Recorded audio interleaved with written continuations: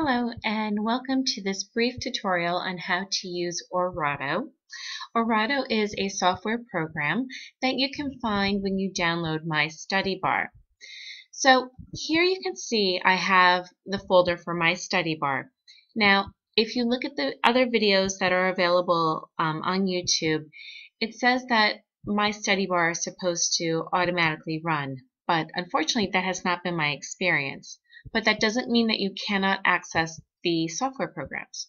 So let's go here. I'm into the folder and I'm going to click on my study bar, and now I'm going to go to FS command.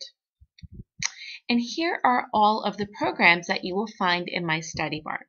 So for this tutorial, as I had mentioned, we're just going to use Orato. And Orato is a software program that will read text back to the user. So anything that you highlight and copy, it will read aloud. So let's do a little example here. So I'm going to minimize this, and I'm going to go onto a web page. I'm going to go to Happy News because we need to hear some happy things. And I am going to just simply highlight some text. And I'm just going to highlight this because you'll get the picture in just a moment. I'm going to highlight it, and now I'm simply going to right click and I'm going to copy it.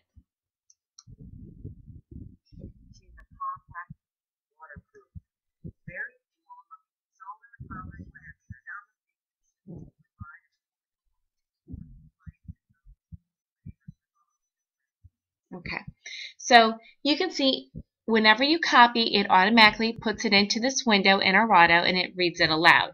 Now, if you don't like the voice, or it's reading too slow or too fast, you can go into Options and you can go to Set Voice. Now, I have found that in using Microsoft Anna is probably the best voice if you're going to use any of the Microsoft voices, but again, it's a personal preference. So I'm going to stick with that, except I thought that the speech was a little slow. So I'm going to go right here to voice speed, and I'm going to just speed it up a little bit. And you can preview it too.